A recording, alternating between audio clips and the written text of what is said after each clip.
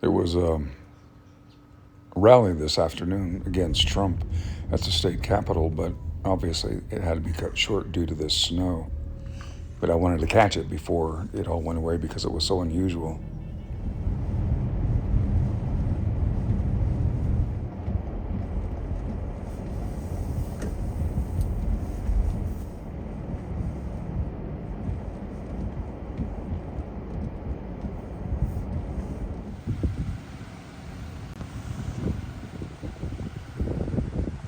As far as I can count, this is the first. I mean, Dan, just look at this. It's incredible. I mean, it is pretty intense. This is all snow. It's kind of a very hard snow.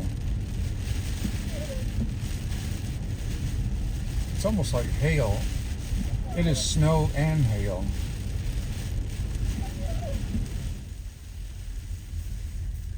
And this here is our local grocery store.